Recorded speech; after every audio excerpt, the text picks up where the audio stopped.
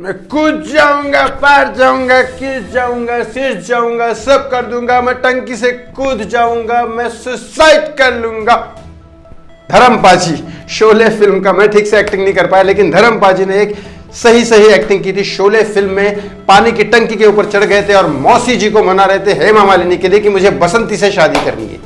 लेकिन ये real life में भी हुआ, धर्मपाजी की रियल लाइफ में भी यही हुआ कि लास्ट में उनके पिता ने कहा था, हेमा मालिनी के पिता ने, कि तुम शादीशुदा हो तो फिर मेरी बेटी की जिंदगी से चले क्यों नहीं जाते। लेकिन धर्मपाजी ने इतना बड़ा शराब पी के हंगामा किया कई बार कि बाप रे बाप, लास्ट में देनी पड़ी बेटी उनको।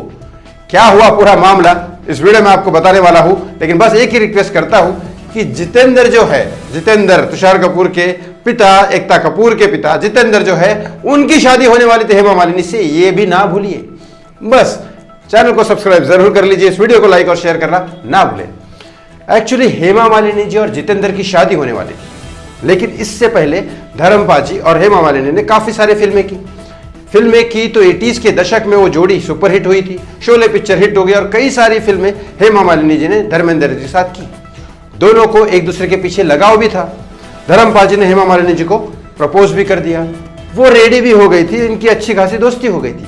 इस बीच दुल्हन पिक्चर जो आई थी, एक दुल्हन पिक्चर की शूटिंग चल रही थी बेंगलोर में, वो जितेंद्र साहब के साथ, वो हेमा मालिनी जितेंद्र साहब के साथ शूटिंग कर रही थी। वहां पे भी उनकी दोस्ती हुई। जितेंद्र साहब बहुत ज्यादा चाहने लग गए थे हेमा मालिनी को।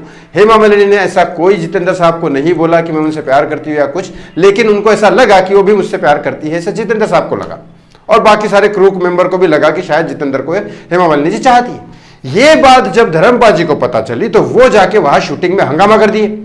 अब शूटिंग में उन्होंने दारू पी के धुत पूरा हंगामा कर दिया। अब ये हंगामा देखने के बाद हेमा मालिनी जी ने कहा, ये क्या है, ये नया रूप देख लिया था धर्मेंद्र का। तो दारू पी के आए, पूरा शूटिंग में हंगामा कर दिए, सब कुछ जितेंद्र को मारने पे आ गए थे, मारा वारा नहीं, लेकिन ये सब कांड हुआ। तो धर्मपाजी को तो वहां से निकाल के आराम से अपने घर पे पहुंचा दिया गया, क्योंकि धर्मपाजी सुपरस्टार थे। अब वहां पे कांड ये हुआ कि ये सब देख के हेमा मालिनी और धर्मपाजी का रिश्ता थोड़ा टूट सा गया। इसके बाद अचानक जितेंद्र को यह लगा कि अब ये सही मौका है, ये दोनों अलग हो चुके हैं, मैं शादी का प्रपोजल डाल देता हूं। तो जितेंद्र साहब बहुत ही सुलझे हुए और समझदार इंसान थे और बहुत ज्यादा हैंडसम भी थे। तो उन्होंने एक सही तरीका अपनाया, अपने पेरेंट्स को बुला लिया कि भाई ये लड़की को मैं चाहता हूं, इससे प्यार शादी करना चाहता हूं, और पेरेंट्स से, हेमा मालिनी जी के पेरेंट्स से मिला दिया। अब यहाँ पेरेंट्स की बातें हो गई।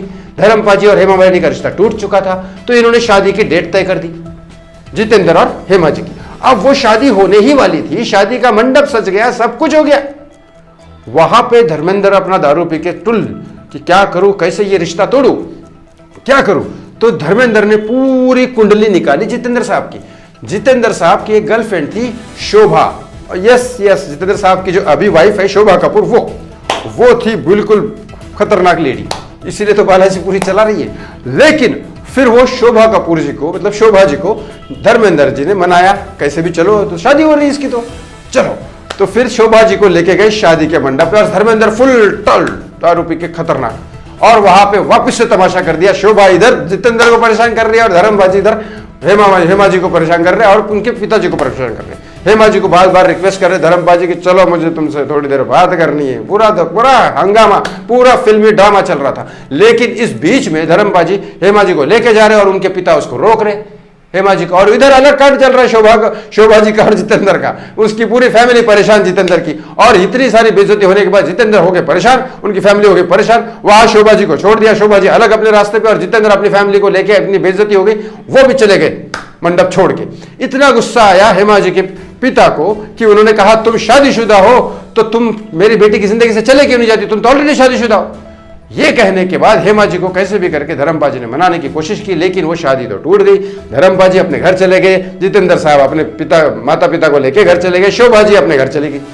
अब बाद में ये कांड हुआ कि कुछ दिन बाद हेमा जी के पिता की मृत्यु हो गई, फिजिकल कुछ प्रॉब्लम था, हेल्थ कंडीशन की वजह से। लेकिन इसके बाद हेमा जी की माँ भी तो थी।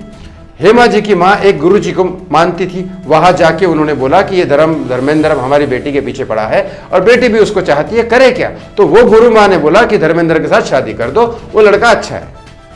अब ये माँ उसकी मान गई हेमा जी की, और धर्मपा जी और हेमा जी की शादी हो गई। जैसे उनकी शादी हो गई, इधर शोभा जी और जितेंद्र की बाद में जितेंद्र को पता लगा अब हेमा जी तो मुझे मिलनी नहीं है, तो शोभा जी के साथ शादी कर ली। वो अच्छा हुआ, शोभा का पूरा आज पूरा का पूरा बालाजी संभाल रही है। लेकिन इसके बाद धर्मपा जी और हेमा जी की शादी हुई। इस तरह से ये पूरा का पूरा फिल्मी ड्रामा हुआ है। धर्मेंद्र ने बहुत मेहनत की। जब आदमी शराब पी लेता है और बाद में हंगामा करता है, ये हम पिक्चर में देखते हैं, ये रियल लाइफ में हुआ है कि शादी की बारात में जाके उन्होंने पूरा का पूरा हंगामा कर दिया और कैसे भी करके धर्मेंद्र को जो पानी थी लड़की वो पा के रहे। और आज भी हेमा जी और धर्मेंद्र की लव स्टोरी मानी जाती है। आपको ये पूरी की पूरी स्टोरी सुन के क्या लगता है, किसके बारे में है, शोभा जी के बारे में, जितेंद्र के बारे में, धर्मेंद्र के बारे में, हेमा जी के बारे में, जो भी लगता है कमेंट बॉक्स में कमेंट करके जरूर बताएं। थैंक यू सो मच मी, बहुत बहुत धन्यवाद।